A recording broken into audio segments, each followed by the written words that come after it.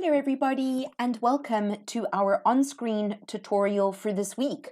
I thought that it might be a good idea to readdress the power of having a Google My Business profile. So what we need to have in place is obviously a Gmail address, which means that we can hopefully assign it to the business that we own. And within the Gmail account, you have the option to create a Google My Business profile, which is a local listing for your business. Once that's been done, it's important to remember that with Google My Business, we also need to be connecting it to our Google Ads account. And so all of the different Google products are connected with each other, and that's when all of the retargeting and the traffic is working at its optimum. So it's important that we are making use of the free Google products available to us. And one of them is Google My Business. It's very, very powerful. And I thought that today we could maybe chat about optimizing our Google My Business profile. We have actually chatted about Google My Business before, but certainly not the ways to optimize it.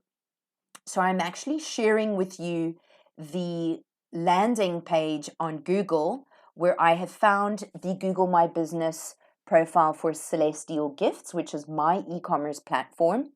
And here it is amidst two of my competitors. And I want you to see the difference in the display of how it looks when we complete a Google My Business profile in its entirety, and if we have not done that. So this is my direct competitor, as is this company, and as you can see, it has not been completed fully. It also hasn't been claimed as owned by that business, or if it has, they have not gone through the mundane task of actually getting their profile verified. So first you need to attach it to your Gmail address. Then you need to verify the profile, and you will not regret it because this is how it looks when it is displayed online. It also has our full address, which is what Google wants to do, as well as opening and closing times and so on. So let's say, for example, as we have had a previous chat before, you have completed your Google My Business profile and you're in the process of having it verified by Google.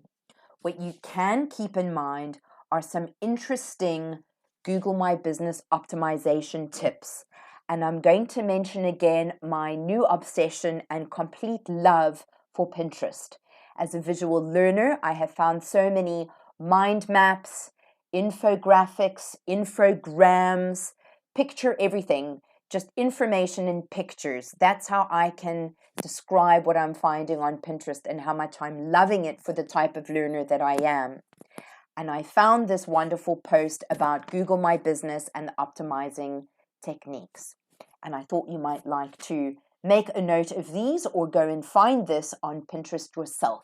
When you are on Pinterest, you can actually create all these different pin boards relating to the different topics of interest or hobbies or passions that you are following in your feed. So the first optimization tip is to create a Google My Business profile, and we would assume that you have done that already. Be sure the address you enter matches the one USPS uses, okay? So we need to make sure that you have the correct business address. That is what verified Google will always want to verify. Allow Google to publicly display your company information by checking the box that enables algorithms to legally scrape and pull your NAP data. So you don't want to be shy. If you have a business, don't be shy. There's no room for shyness.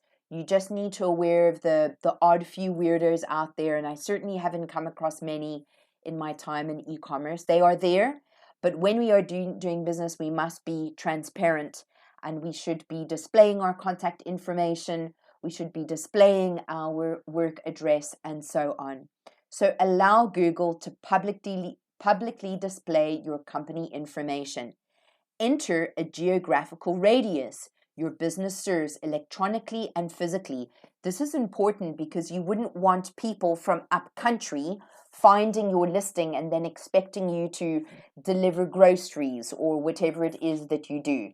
So just be aware of that. To enter a geographical radius is the best thing to do, and it gets your local listing on the maps. Write a short business description, including relevant keywords if you can. Keep your copy under 750 characters and use bullet points to concisely summarize what your business does.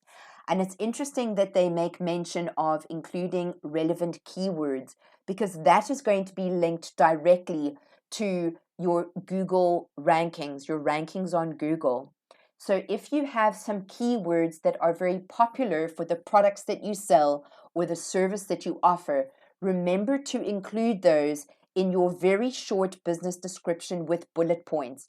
And those keywords should be mentioned up to 3 times and not more. Remember to also mention the main keyword in the first 5 words of the first sentence, and to have a second keyword in the first paragraph. You might also want to think about having synonym keywords in your paragraph about your business as well.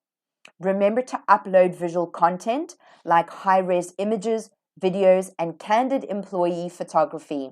So, meaning keeping it real. You want to have some nice professional images, but we also need to have real everyday pictures. This allows Google My Business to serve more than just text in your profile. It also provides a valuable mechanism for making your local listings more eye-catching. Be sure to tag your visual content with geotags and keywords in the alt text and captions. That's very interesting. So we need to be updating the images for SEO, to enhance the SEO within our gallery of Google My Business. So I'm just going to repeat that again. Be sure to tag your visual content with geotags and keywords in the alt text and captions. Finally, verify you are the Google My Business account owner by phone or email so that others cannot claim your business listing as their own. This could take several days to process, as Google is especially strict with featuring only authentic companies. And being based here in SA, just know that it could be quite some time before you receive the Google My Business postcard that comes all the way from the United States. Then we have the unreliability of the postal system. So I have actually requested the Google code up to 3 times, but you will not regret going through that very tedious task of having your Google My Business profile authenticated, because there it is.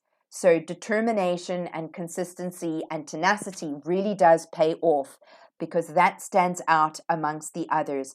I would also like to mention as well that in my Google Ads dashboard, it has been linked, and my reviews are coming through as well. And that makes any advert that we have on display, it gives it more dominance, it gives it more credibility, because it's very important at the moment for customers to be reading reviews, independent reviews, as they are no longer or very less likely to believe that what the company professes. So I highly recommend that you have your Google My Business profile set up.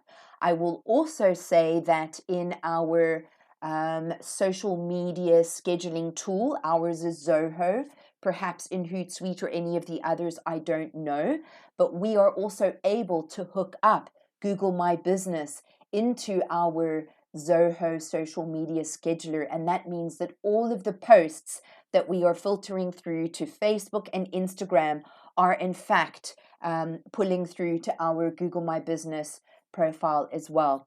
A quick reminder that Google My Business also has an online shopping feature. So as you are e-commerce entrepreneurs, take note that you can actually feature your online products as well within your listing.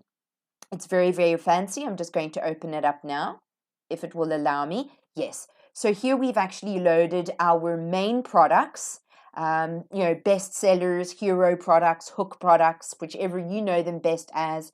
You can hook these up, link them up with direct links to optimized landing pages that people can go straight through to from Google as well. Remember that Google, everything is about trust, and customers definitely trust Google.